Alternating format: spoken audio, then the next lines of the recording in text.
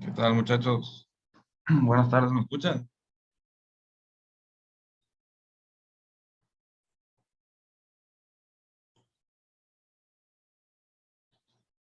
Hola, hola. Buenas tardes, sí se escucha.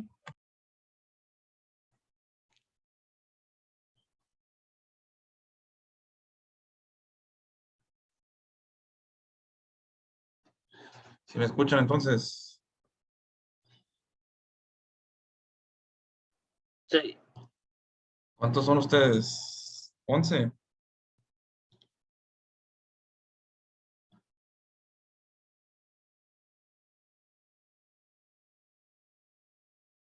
¿No eran más? ¿O los demás no van a venir?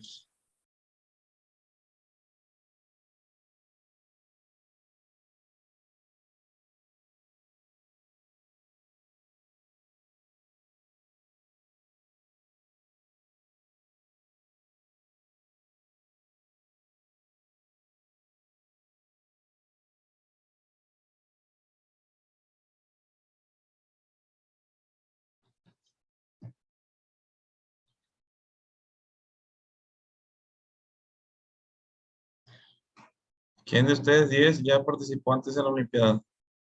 Ya sea nacional o estatal.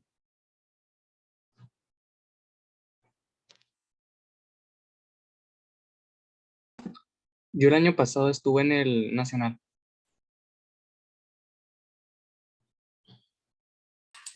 Yo Nada también. más 2. ¿En la nacional también? Yo también. 3.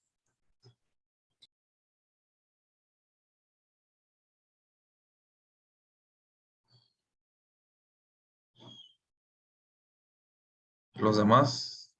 ¿Su primera vez?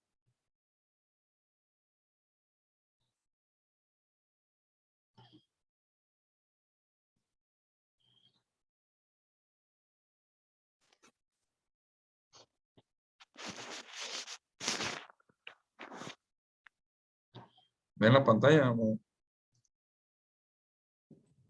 Sí. Sí, se ve. Sí se ve. Bueno, pues según yo eran más, pero bueno, vamos a empezar la clase. Una disculpa por el retraso, pero eh, andaba haciendo unas cosas y hasta ahorita me desocupé.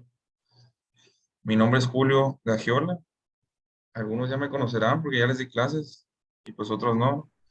Así como ustedes, yo fui olímpico alguna vez. A mí me tocó ir a 3 nacionales en el 2012, 13 y 14. Fui a 2 olimpiadas internacionales y a 2 iberoamericanas. Entonces, pues Levi me encargó que les diera algunos temas de química analítica y química inorgánica. Pero como exactamente no sé qué han visto con otros profesores, con los otros asesores, sí me gustaría que alguien me dijera así a grandes rasgos qué es lo que han visto hasta ahorita en las clases de las asesorías. Pues, ¿quién dijo? ¿Quién dice yo?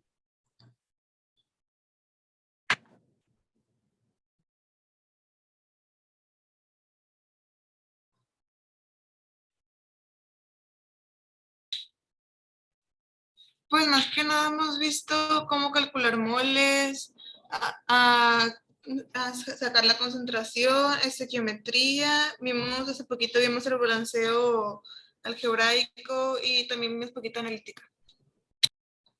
Poquita analítica. Algebraico, el redox todavía no lo han visto.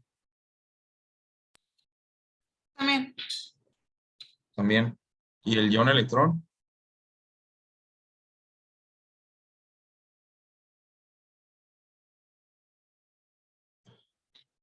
No, el ion electrón no. Ese, sí lo vimos. Nada más que eh, dijeron que era el redox, pero era el de ion electrón. Ah, ok. Era en el que agregaban protones y eso, y electrones. O sea, que no conocían a todas las especies químicas de la reacción.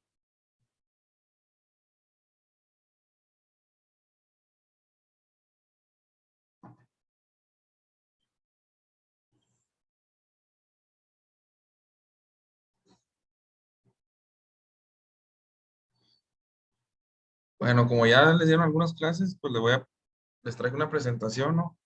Pero es como muy básica, entonces a lo mejor la vamos a ver rápido y si alcanzamos, vamos a ver un poquito de equilibrio. ¿Equilibrio ya lo vieron o no?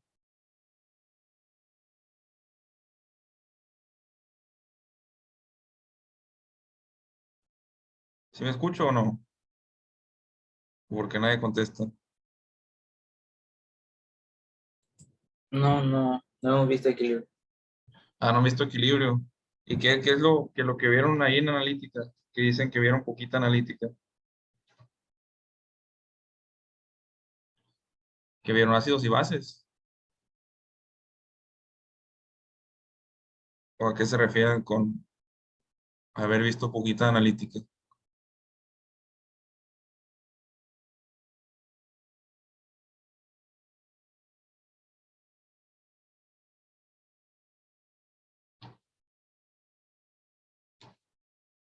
¿Mm?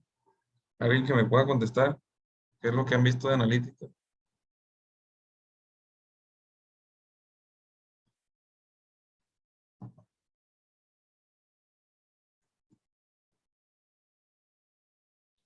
La concentración, más que nada, sacar la concentración de ciertas disoluciones.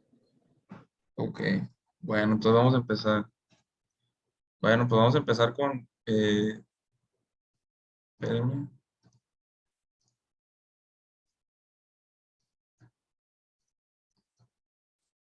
déjenme como esta cosa.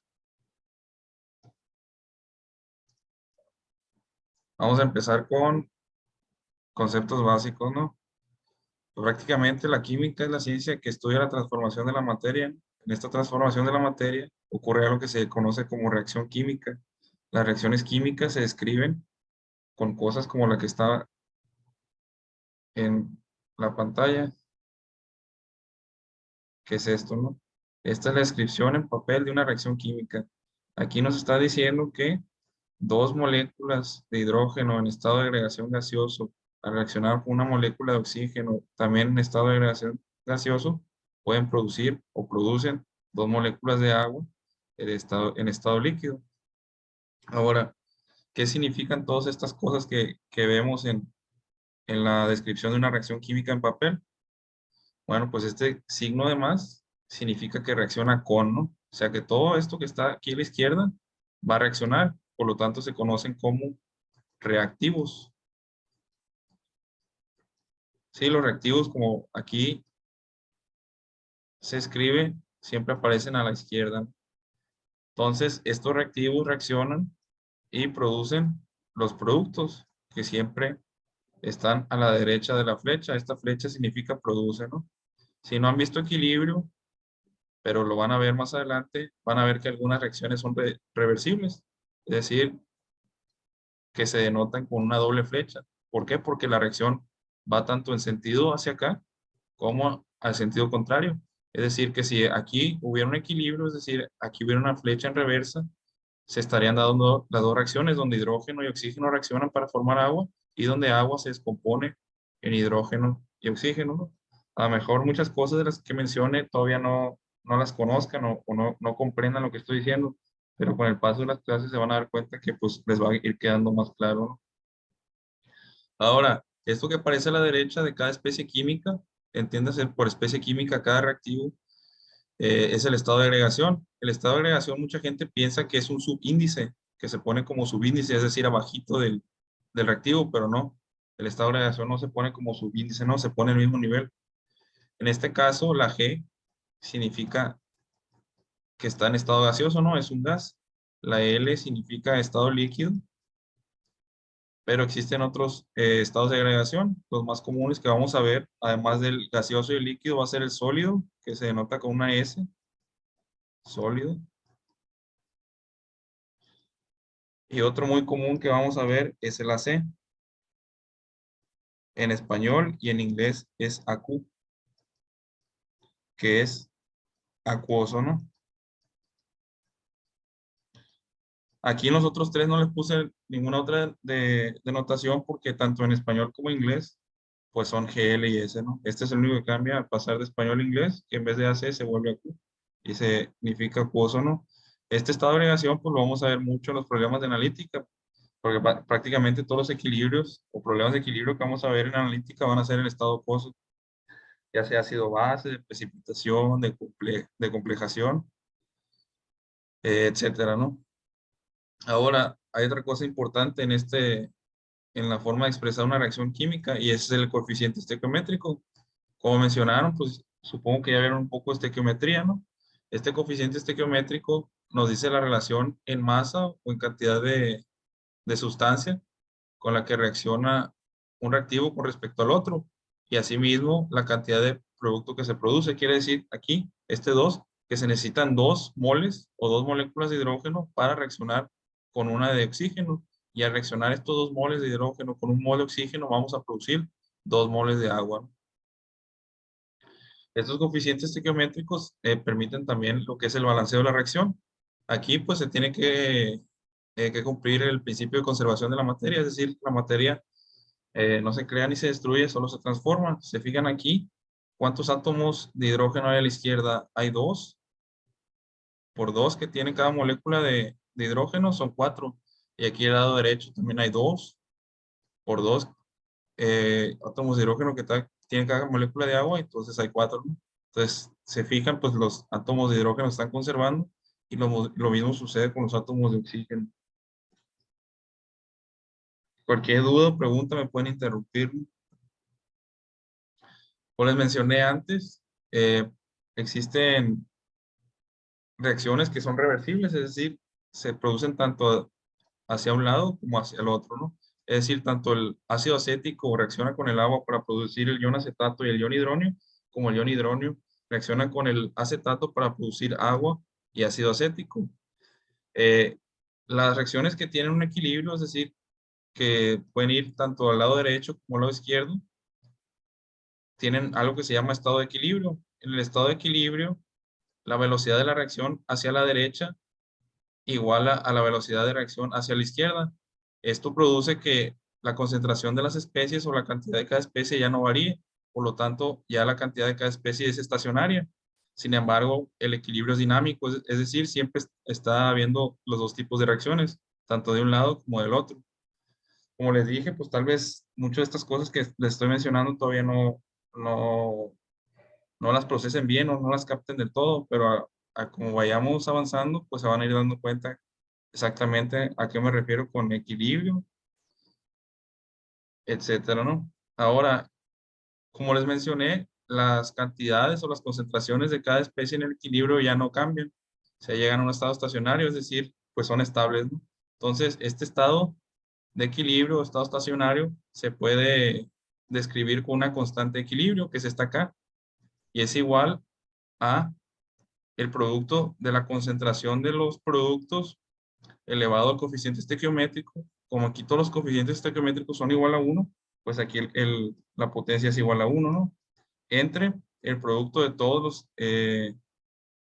de todas las concentraciones de los reactivos elevados también a su coeficiente estequiométrico. En este caso, no se pone la concentración del agua porque en la constante de equilibrio no entran ninguna sustancia que sea líquida ni sólida. ¿Sale? ¿Por qué? Porque la concentración de una sustancia líquida y sólida es constante y ya viene contemplada en esta constante de equilibrio. ¿Sale, vale? ¿Hasta aquí alguna duda? ¿No? No. Bueno, continuamos. Como les mencionaba antes, la estequiometría es el estudio cuantitativo de reactivos y productos que participan en una reacción química. O sea, bueno, en algunos lados se considera rama de la química, pero no es una rama de la química, no es una herramienta. Mediante esta estequiometría yo puedo saber que un mol de hidróxido de potasio reacciona con un mol de ácido bromhídrico para producir un mol de bromuro de potasio y 1 mol de agua. Sin embargo, pues no todas las reacciones son de 1 a 1 a 1. Por ejemplo, en el ejemplo de abajo podemos ver que 2 moles de clorato de potasio producen 2 moles de cloruro de potasio, pero 3 moles de oxígeno. Entonces, por ejemplo, si yo les dijera que voy a hacer reaccionar 3.6 moles de clorato de potasio, ¿cuántos moles de cloruro de potasio y de oxígeno obtendría? ¿Quién me puede decir?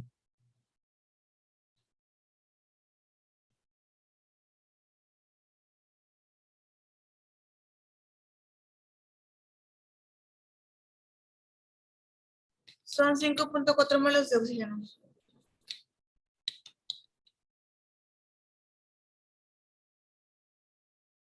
Ajá, son 5.4 moles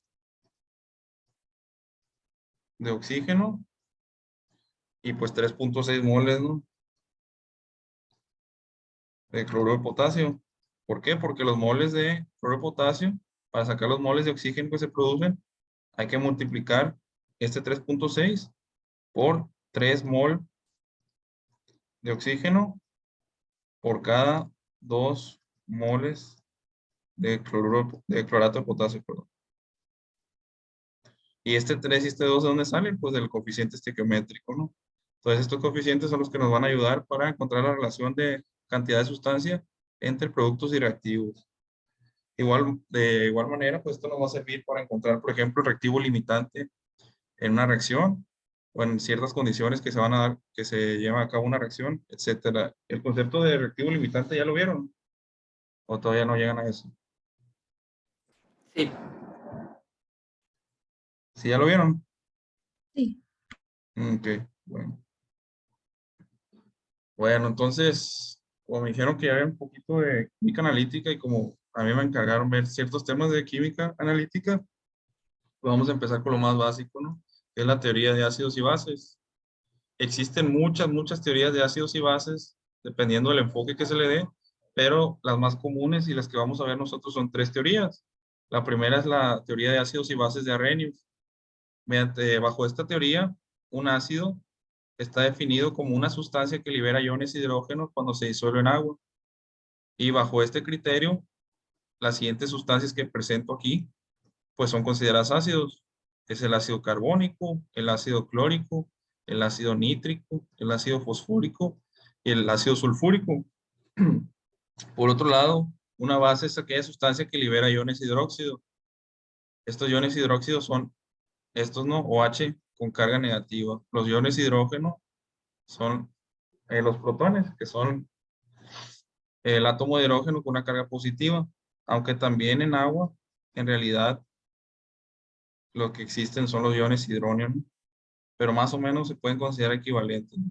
Para el caso de la resolución de problemas, prácticamente esas sustancias se consideran equivalentes. Entonces, bajo este criterio de que la base es una sustancia que libera iones hidróxido cuando ésta se disuelve en agua, pues las siguientes sustancias se pueden considerar unas bases, ¿no?, como el hidróxido de sodio, el hidróxido de potasio, el hidróxido de bario y prácticamente cualquier hidróxido, ¿no? Bueno, hasta ahí, ¿alguna duda? ¿No? ¿Todo bien? También cabe mencionar que esta teoría de ácidos y bases, a pesar de que es muy sencilla, pues prácticamente ya está en desuso, ¿no? Ya está descontinuada. Y la teoría que más vamos a usar nosotros en la Olimpiada y en la resolución de problemas de la Olimpiada va a ser la teoría de ácidos y bases de Bronsted-Lowry. A ver, permítame.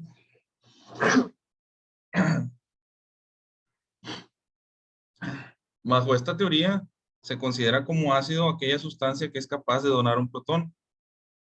Por ejemplo, el ácido clorhídrico, al estar en estado acuoso, reacciona con el agua líquida para formar el ion hidróneo, más el ion cloruro, ¿no? Que como les dije anteriormente, esta sustancia prácticamente es equivalente al protón, ¿no?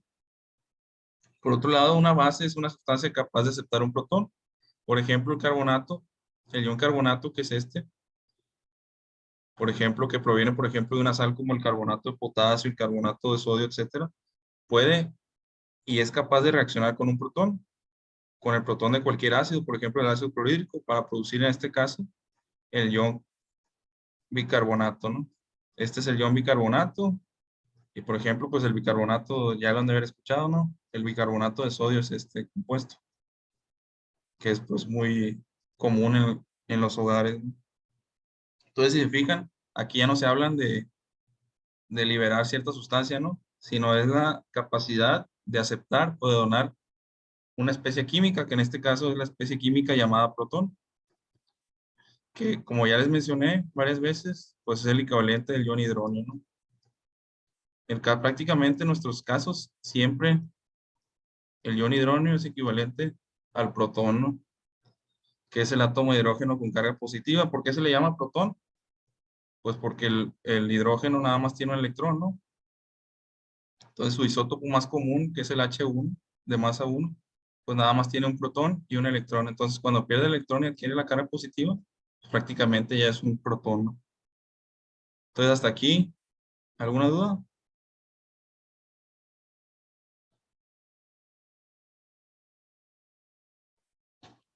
¿No? Por ejemplo, el carbonato no podría ser un- una base de Arrhenius. ¿Por qué? Porque al disolverse en agua no forma un iono H.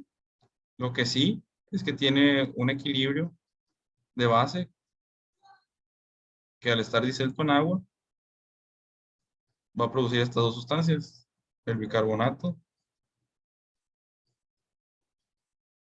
más el iono H. Y esta tiene una constante de equilibrio que se le llama Kb porque es la constante de una base, no en este caso el carbonato. Pero pues eso lo vamos a ver más adelante. ¿Sale? Ahora también está otra teoría de ácidos y bases común en la Olimpiada, que es la teoría de ácidos y bases de Lewis. ¿Ya vieron estructuras de Lewis? ¿O ya son familiares con ese tipo de estructuras?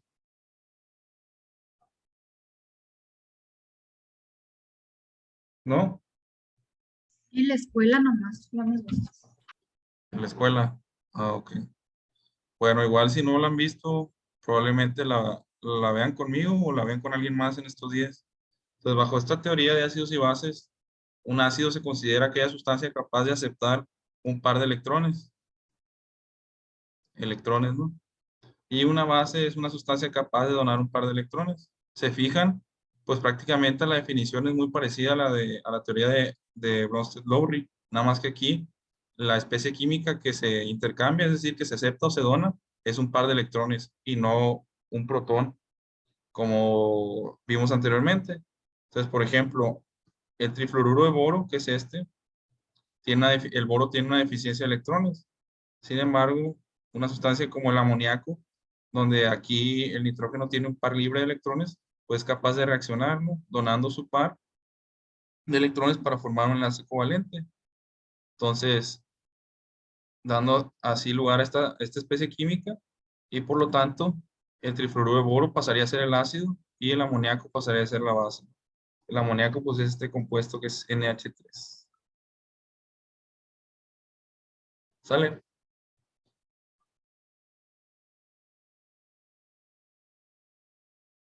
Ahora de tarea les encargo que investiguen cómo se le llama el enlace donde el par de electrones los aporta un solo átomo. Se fijan este enlace, que es un par de electrones, pues este par de electrones proviene completamente del nitrógeno. No es como en otro tipo de enlaces donde se supone que pues los electrones son compartidos, ¿no? Cada electrón viene de cada átomo. Entonces, como tarea, les encargo, ¿no? Que investiguen cómo se llama el enlace covalente en el que el par de electrones proviene solamente de una fuente, o sea, de una sola de las dos especies. O si alguien ya lo sabe, que lo mencione una vez. Nadie sabe cómo se llama,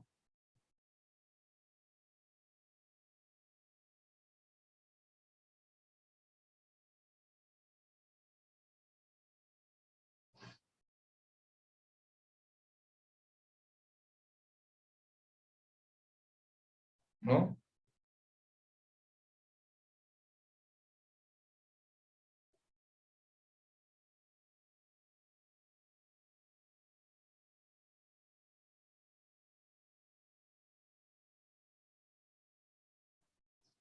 Bueno, ahora también vamos a pasar a ver disoluciones. ¿Por qué es importante saber disoluciones? Para poder resolver problemas de equilibrio, ¿no? En química analítica de ácidos y bases, de precipitación, de complejación, etcétera, ¿no? Entonces aquí podemos ver distintos tipos de disoluciones dependiendo del estado de agregación de los componentes. Por ejemplo, podemos tener una disolución de gas donde el componente uno, que es el soluto, siempre una disolución hay soluto y disolvente, ¿no? Normalmente el soluto es la sustancia que está en menor cantidad y el disolvente es la que está en mayor cantidad y es donde el soluto pasa a disolverse. Por ejemplo, si el soluto está en estado gaseoso y el disolvente también lo está, pues el estado de la disolución resultante es un gas, ¿no? Por ejemplo, el aire. En el caso del aire, pues existen diferentes solutos, como sería el oxígeno, el dióxido de carbono, el argón, etcétera. Y el disolvente, pues pasaría a ser el nitrógeno, que es el que está en mayor cantidad. Otro tipo, por ejemplo, otro tipo de disolución sería en donde el soluto está en estado gas y el disolvente está en estado líquido. Obviamente el estado de la disolución resultante va a ser un líquido. Por ejemplo, el agua gaseosa o los refrescos, donde se les inyecta CO2. Por eso, pues el famoso dicho de que no se le vaya a ir el gas a la coca o etcétera, ¿no? Inclusive ahí se ven las burbujitas de cómo efervece el gas para salir. Y bueno, podemos observar distintos tipos de soluciones, inclusive sólido-sólido. Se puede tener un soluto sólido dentro de un disolvente sólido, donde el estado pues, de la disolución es sólida. Por ejemplo, tenemos la aleación de latón, la cual es una mezcla de cobre y zinc, o la soldadura que se utilizan normalmente en plomería, que es una mezcla de estaño y plomo. Entonces, también una disolución puede estar no saturada, saturada o sobresaturada. ¿Qué significa esto? Todos los disolventes, por ejemplo, el agua, tiene una capacidad máxima para aceptar y disolver cierta sustancia. Por ejemplo, por decir así, el agua tiene la capacidad, no sé, de disolver 10 gramos por litro de agua de cloruro de sodio. Este dato no es real, ¿no? Nada más estoy suponiendo. ¿Qué quiere decir? Que si yo agrego una cantidad de cloruro de sodio menor a 10 gramos, voy a tener una disolución no saturada. ¿Por qué? Porque no he llegado al límite de la cantidad de esta sustancia que puedo disolver en agua. Si tengo una disolución con exactamente 10 gramos de cloruro de sodio por litro de agua, yo me encuentro en una disolución saturada, es decir, estoy al límite de la capacidad de disolución del disolvente. Sin embargo, si ya supero la capacidad de disolución del disolvente, voy a obtener una disolución sobresaturada, que estas disoluciones sobresaturadas no son estables y terminamos viendo la cristalización pues, de la especie, ¿no? Entonces aquí si echo yo sal, una cantidad de sal mayor a la que el agua puede disolver, pues voy a ver en el fondo cómo se depositan cristales de sal, ¿no? Que es algo muy común de ver cuando haces limonada. Cuando haces limonada, pues tú, entre otras cosas, echas azúcar al agua, ¿no? Entonces, si tú echas eh, el azúcar en el agua al tiempo, pues posiblemente no veas nada, ¿no? Veas cómo todo el azúcar se disolvió. Sin embargo, al agregar hielo, vas a empezar a ver cómo el azúcar se empieza a depositar en el fondo del vaso. Esto es porque la capacidad de disolución de un disolvente cambia con la temperatura. Normalmente, a menor temperatura, menor es la capacidad de disolución, pero no siempre es así, ¿no? ¿Hasta aquí todo bien?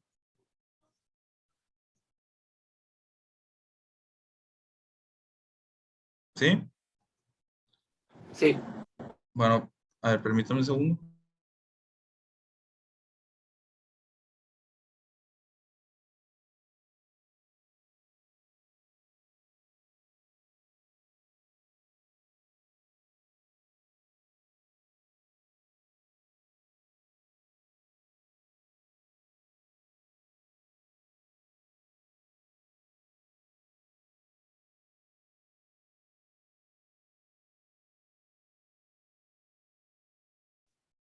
¿Sí me escuchan? sí. Sí. Bueno, ok, continuamos.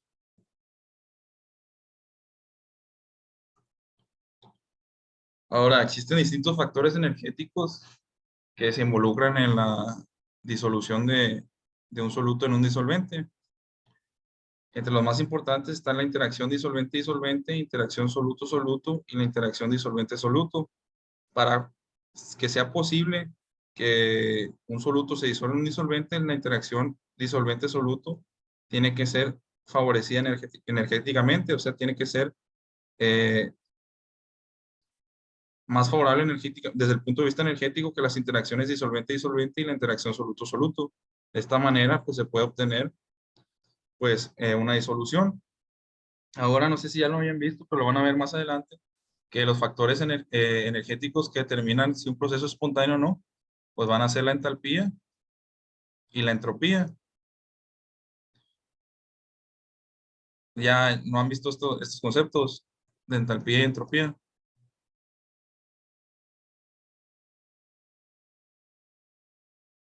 ¿no?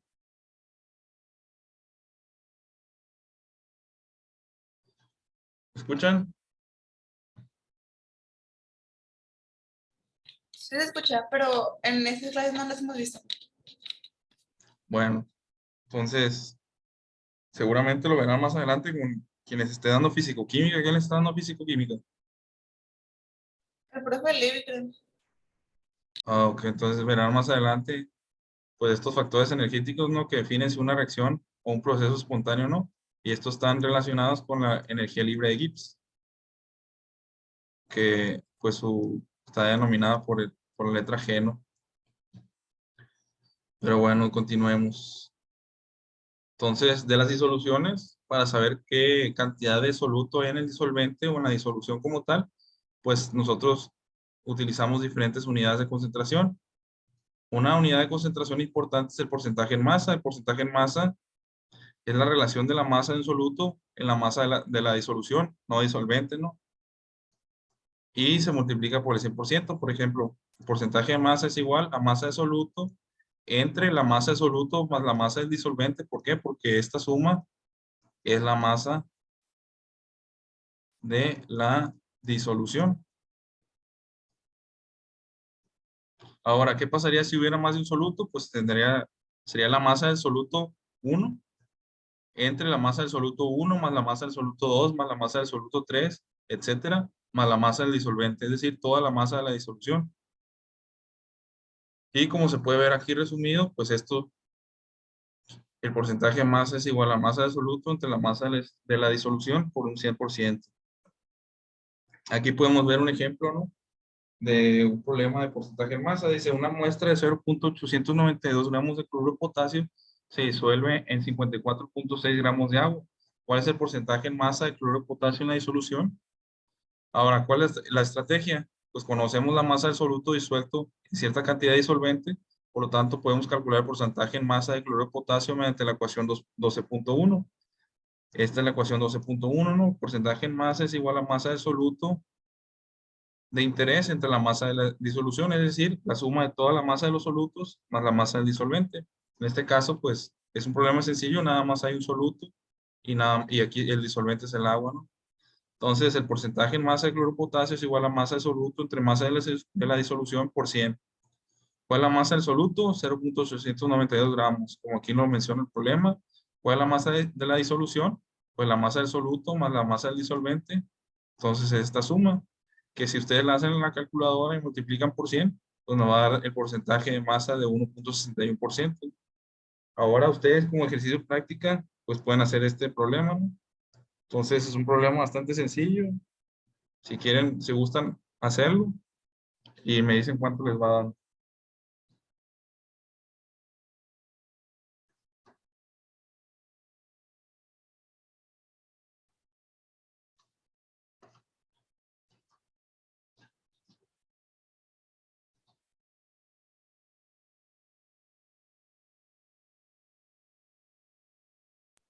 7.44% aproximadamente. Así es, el porcentaje de naftaleno es de masa en naftaleno de esta disolución es 7.44. ¿Cómo se calcula? Pues sería porcentaje de naftaleno igual a la masa del soluto. ¿Cuánto es la masa del soluto? 6.44. entre la masa de la disolución, que es 6.44 más 80.1, que sería 86.54.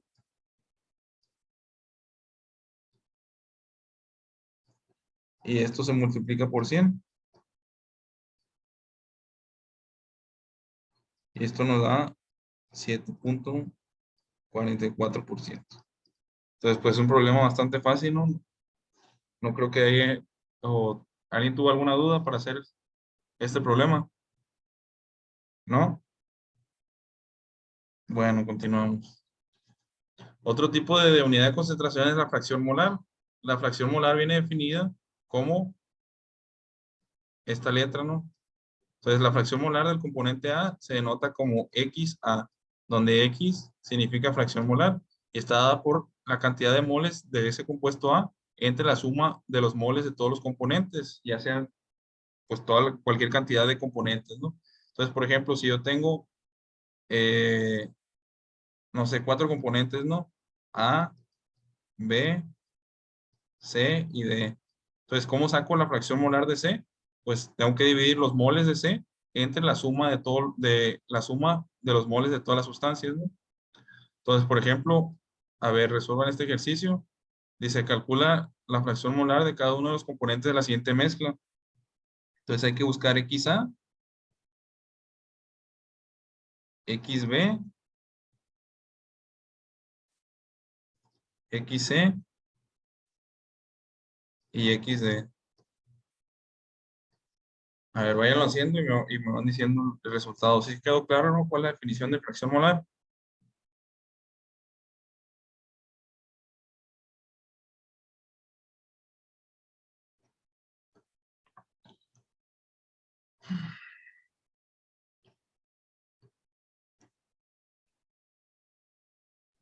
De A es 4.5, 0.45.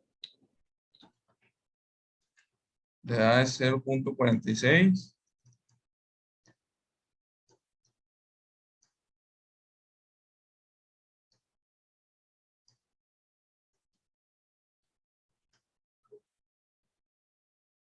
De B es 0.19.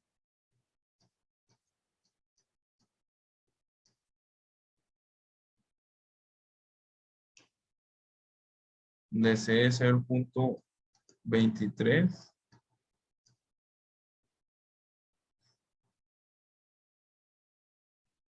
Y de D es 0.12.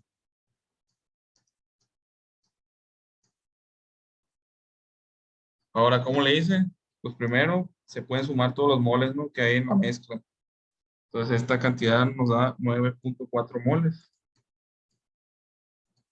Una vez obteniendo los moles totales, pues nada más se va dividiendo la cantidad de moles de cada sustancia entre la cantidad de moles totales. Por ejemplo, XA sería 4.3 entre 9.4 y da 0.46. XB, que es la fracción molar de B, es 1.8 entre 9.4 y da 0.19. La fracción molar de C es 2.2 entre 9.4 y da 0.23. Y por último, la fracción molar de D es 1.1 entre 9.4 y da 0.12. Ahora, algo bien importante es que la sumatoria de todas las fracciones molares, en este caso de donde I va desde A hasta D, debe ser igual a 1, ¿no? Siempre la sumatoria de todas las fracciones, de la fracción molar de todos los componentes debe ser igual a 1. ¿Sale? Ahora, ¿por qué es igual a 1?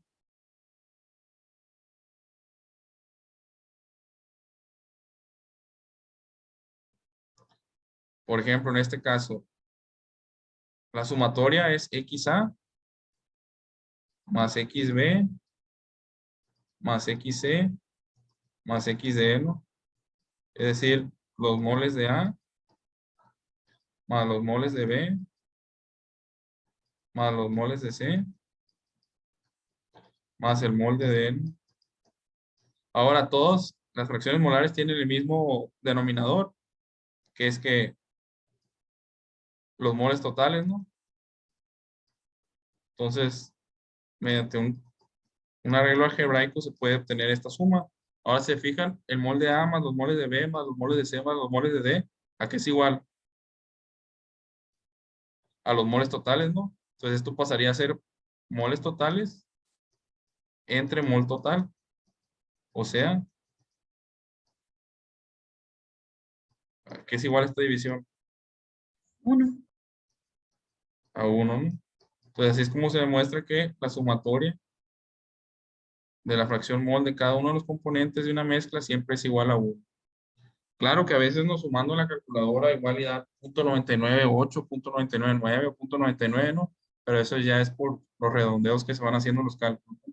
Pero siempre, si utilizáramos todas las cifras, nos debe dar igual a 1, ¿no?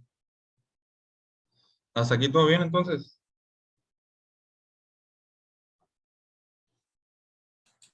Sí. Bueno, ahora, las dos unidades de concentración que más vamos a utilizar, si no estoy mal, van a ser la molaridad y la molaridad, inclusive mucho más la molaridad. La molaridad es una unidad de concentración que viene definida como los moles de soluto entre los litros de disolución. Se fijan, pues los litros es una cantidad de qué, de volumen, ¿no? Y los moles de soluto, pues es una cantidad de masa. Entonces las unidades de la molaridad, de la unidad de concentración de molaridad, es mol por litro, ¿no? ¿Sale? No se confundan aquí, es mol por litro y estos son litros de la disolución, no del disolvente, de la disolución completa. Ahora, la abreviación de la concentración molar es encerrar entre corchetes la especie química. Por ejemplo, aquí la especie cloruro encerrada entre corchetes significa concentración molar de iones cloruro. Entonces, por ejemplo, si en algún problema ven algo como esto, que es corchetes y adentro el ion cloruro, eso significa que la concentración molar de ion cloruro es igual a 1.5 y esta M mayúscula, pues abrevia lo que es molar, ¿no? Entonces, por ejemplo, si yo en algún lado veo esto,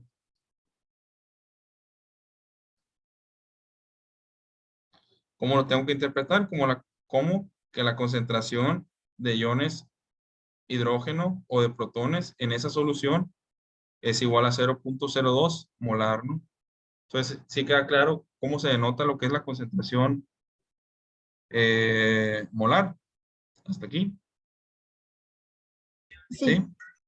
Bueno, ahora, como la molaridad depende del volumen de la disolución, y como ustedes tal vez sabrán, pues la densidad de una sustancia o de una disolución cambia con la temperatura. Es decir, la molaridad también cambia con la temperatura. ¿Por qué? Porque el volumen de una disolución cambia con la temperatura debido a que cambia su densidad. ¿Sí me entienden eso? Por ejemplo, el agua. La densidad del agua es diferente a diferentes temperaturas. Normalmente siempre la asumimos como 1, pero es 1,14 grados. A 25 grados es 0.99 o 0.98, algo así. Y así va cambiando, ¿no? Entonces, al igual que el agua, pues cualquier disolución puede cambiar su densidad con respecto a la temperatura. Y al cambiar su densidad, pues cambia su volumen. Por lo tanto, la molaridad sí es sensible a la temperatura. ¿Sale? Entonces, por otro lado, está lo que se conoce como molalidad. O sea, con L, ¿no? Aquí no se confundan. Esta L es la diferencia. Y se representa con una M minúscula. En contraparte, la molaridad se representa con una M mayúscula. La molaridad viene definida como los moles de soluto entre la masa disolvente. Aquí, como se pueden ver, pues es masa, ¿no? Y aparte es el disolvente. Y aquí es en kilogramos. Por lo tanto, las unidades de molaridad es mol por kilogramo. Como aquí las relaciones son masa-masa, es decir, mol es masa, kilogramos de disolvente es masa, esta no se ve afectada por la temperatura. Es decir, es constante a cualquier temperatura, cosa que no pasa con la molaridad. Sin embargo, pues nuestros problemas casi siempre se van a considerar como si fuera a temperatura ambiente, pues donde la densidad no cambia, a menos que el problema lo especifique, ¿no? Ahora, ¿cómo se abrevia molalidad? Pues como aquí se muestra, ¿no? Si en algún problema vemos, por ejemplo, 1.5 M minúscula, significa 1.5 molar.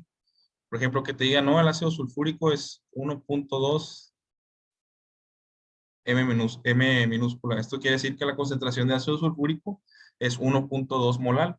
A diferencia de la molaridad, no hay como una denotación, como en este caso, poner la sustancia entre corchetes para definir la concentración molar, o al menos yo no conozco alguna, ¿no? Hasta el momento. Entonces vamos a hacer algunos ejercicios rápidos de molaridad y molalidad para ir practicando esto, ¿no? Por ejemplo, aquí tengo el ejemplo que dice, calcula la molaridad de una disolución de ácido sulfúrico que contiene 24.4 gramos de ácido sulfúrico en 198 gramos de agua. La masa molar del ácido sulfúrico es 98.09 gramos. ¿Qué estrategia vamos a utilizar? Dice, para calcular la molaridad de una disolución, necesitamos saber el número de moles de soluto y la masa del disolvente en kilogramos. Ahora, pues como ya acabamos de ver, pues la molaridad es igual a moles de soluto entre la masa del disolvente. Lo primero que debemos encontrar es el número de moles de ácido sulfúrico. Ahora sabemos que tenemos 24.4 gramos de ácido sulfúrico. Para conocer el número de moles, pues hay que dividir entre la masa molar. Esto significa que hay que dividir 24.4 gramos de ácido sulfúrico entre 98.09 gramos, que es la masa molar. Por lo tanto, tenemos 0.249 moles de ácido sulfúrico. Ahora lo que falta saber es la masa del disolvente en kilogramos. Sabemos que tenemos 198 gramos de agua y al convertirlo en kilogramos, pues tenemos 0.198. Por lo tanto, la molaridad, pues ya nada más es lo que resulta de esta división. En este caso, la molaridad es 1.26. Dice, ejercicio práctica, ¿cuál es la molaridad de una disolución que contiene 7.78 gramos de urea? Esta es la fórmula química de la urea en 203 gramos de agua. A ver si lo pueden resolver, por favor. Y me van diciendo su respuesta.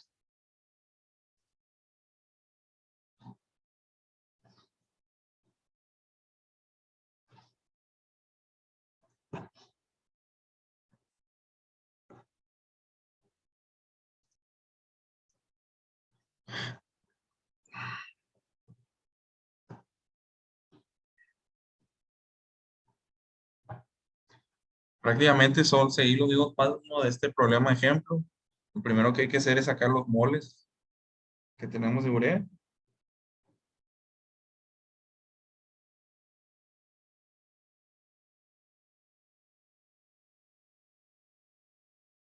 Y ya luego calcular la cantidad de disolvente, en este caso de agua en kilogramos.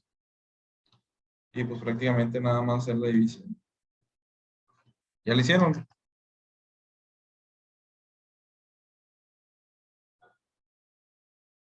A ver, me parece que alguien levantó la mano. Pues adelante. Me dio como resultado 0.635. Ajá, aproximadamente ese es el resultado. Alrededor de 0.64. Pues es correcto. A ver, déjenme aquí nada más. Pues la cantidad de moles de urea es igual a 7.78 entre la masa molar de la urea, que es,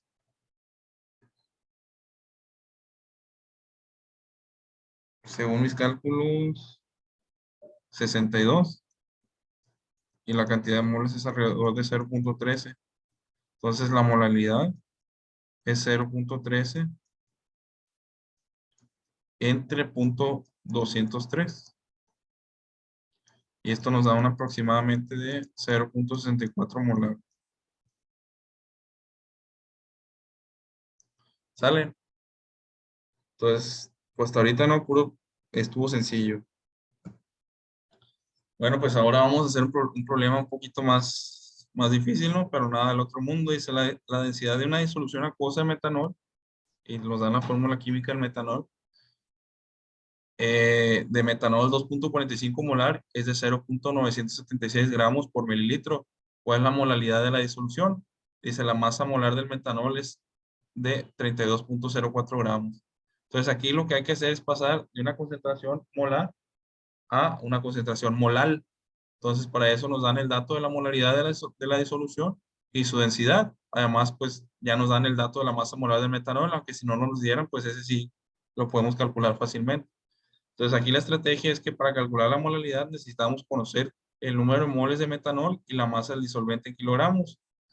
Por ejemplo, supongamos que hay 1 litro de solución, así que el número de moles de metanol es de 2.45 moles. ¿Por qué? Porque 2.45 molar significa que hay 2.45 moles por cada litro de solución. Ahora, tomando como base de cálculo 1 litro de solución, pues ya tenemos que en la solución hay 2.45 moles de metanol, ¿no? Entonces, prácticamente para calcular la molalidad ocupamos moles de soluto, que es el metanol, y esto ya lo conocemos. Ahora falta conocer la masa del disolvente, que es la masa del agua en kilogramos. Dice solución, el primer paso es calcular la masa de agua en 1 litro de solución. ¿Por qué? Porque ese litro de solución es el que estamos utilizando como base de cálculo, mediante el uso de la densidad como factor de conversión. La masa total de 1 litro de solución de metanol 2.45 molar es pues 1 litro de disolución por 1000 mililitros de disolución sobre cada litro de disolución por la densidad, que es 0.976. Por lo tanto, 1 litro de disolución, en 1 litro de disolución hay 976 gramos. Ahora, ¿qué hay en estos 976 gramos? Pues metanol y agua. Entonces, prácticamente conociendo la masa de metanol, ya puedo conocer la masa de agua mediante una resta. ¿Y cómo puedo conocer la masa de metanol?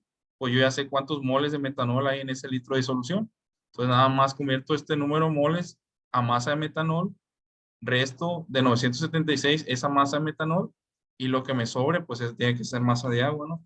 Que es lo que hacen a continuación.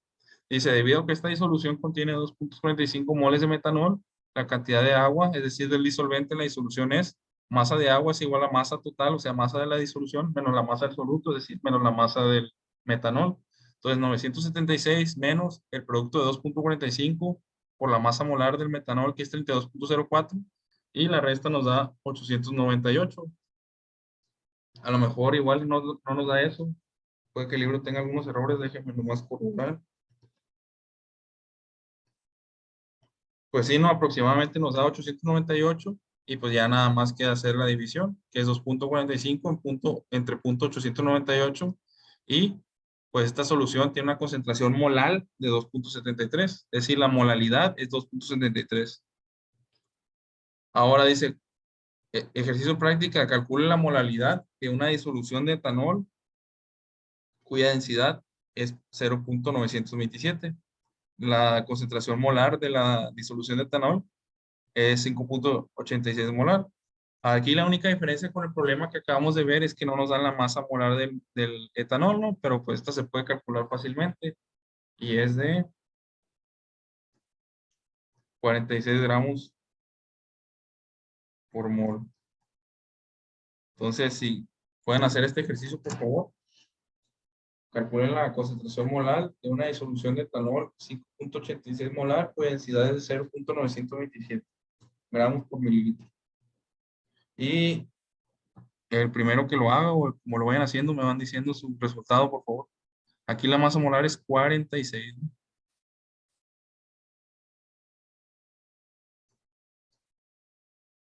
Es que no es tan fácil. A ver, lo borra.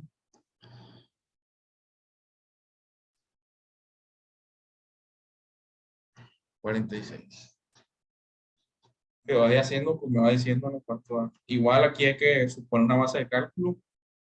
Normalmente lo más fácil es 1 litro, ¿no? Porque pues así ya obtengo los moles directos.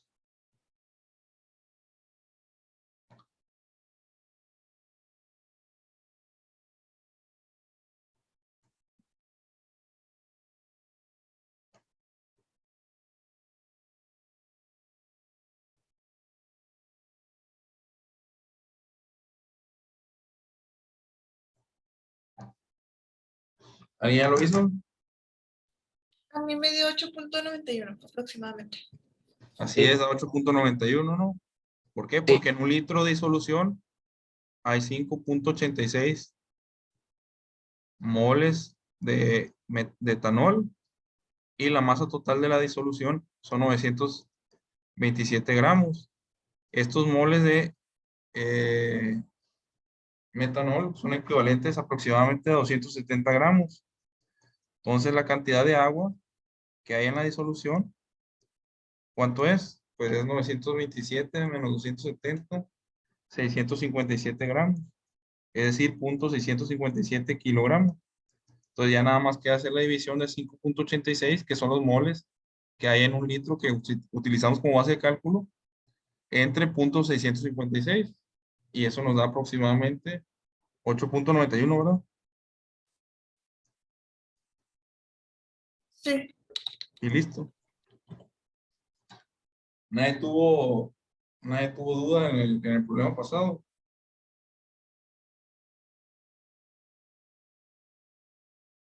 ¿Todo bien entonces?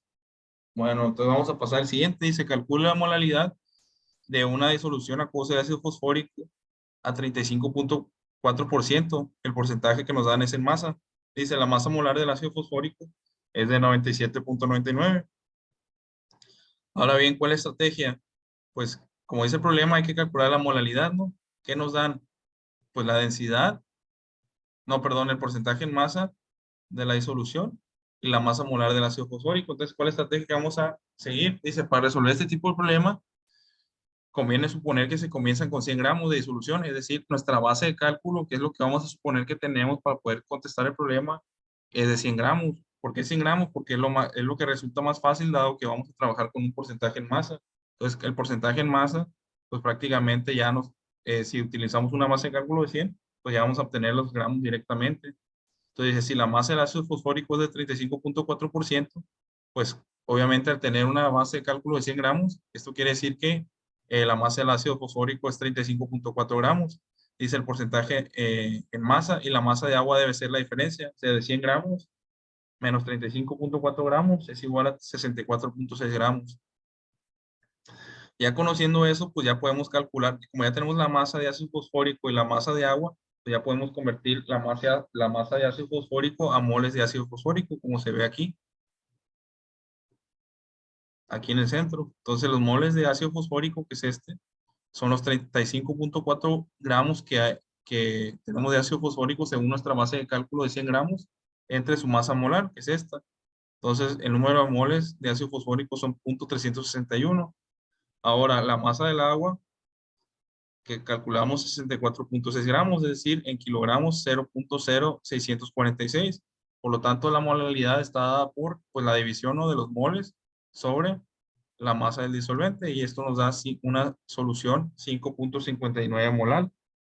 Dice, ejercicio práctica, calcula la molalidad de una disolución acuosa de cloruro de sodio a 44.6%, el cual se refiere a un porcentaje en masa. Entonces, prácticamente es hacer lo mismo, ¿no? Así que, si gustan hacerlo, por favor. Aquí la masa molar del cloruro de sodio es 58.43 gramos por mol. Entonces, ahí para que tengan el dato. Y me van diciendo qué les da. Prácticamente hacer lo mismo, ¿no? También empezar a suponer una base de cálculo. En este caso, como en el que acabamos de ver, lo más fácil es suponer una base de cálculo de 100 gramos.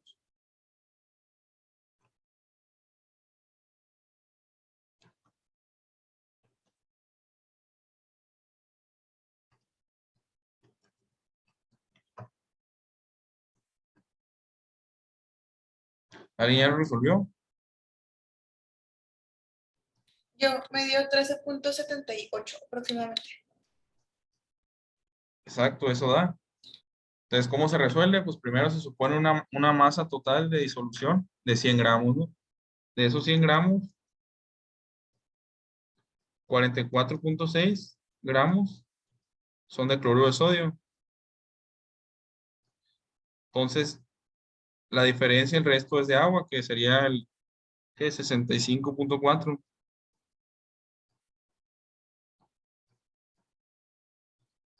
Entonces, ahora nada más queda sacar los moles de cloruro de sodio, que serían 44.6 entre 58.43, y nos dan 0.76. Y pues los kilogramos de agua sería nada más 65.4 entre 1000, es decir, 0.0654. Y hacer esta división, pues nos da esta molalidad de 13.78. ¿Hasta aquí todo bien? ¿Sí? Bueno, Sí. entonces como tarea, les voy a encargar los siguientes problemas. Por favor, tómenle ahí un screen o una foto, lo que quieran, y mándenla al grupo. Y estos 6 problemas van a ser de tarea. Entonces ahí le voy a decir a Levi que por favor les haga una liga para que ahí la puedan subir. ¿Sale, vale? Sí, ¿Alguien ya le tomó screenshot a los problemas? yo ya le tomé. Bueno, te encargo nada más, por favor, que se lo puedes mandar al grupo. Entonces queda como tarea para el siguiente jueves. Bueno, para el miércoles a las 10 de la noche. ¿Sale? Sí, estoy. Entonces, bueno, si no tienen alguna duda, pues hasta aquí llegaríamos en esta primer clase, más que nada introductoria. Entonces, no sé si hasta aquí todo bien o cómo lo hayan visto. ¿No hay dudas de lo que vimos hoy? Por mi parte, no. No, Bueno, entonces, así le hacemos. Bueno, nos vemos. Ahí cualquier duda o cualquier cosa me pueden mandar un mensaje. Ahí está mi WhatsApp en el grupo. Entonces, ahí está el WhatsApp abierto en lo que les pueda ayudar. Nos vemos, muchachos. Dale, profe, gracias. dale, Sale, profe. hasta luego. Nos vemos. Gracias.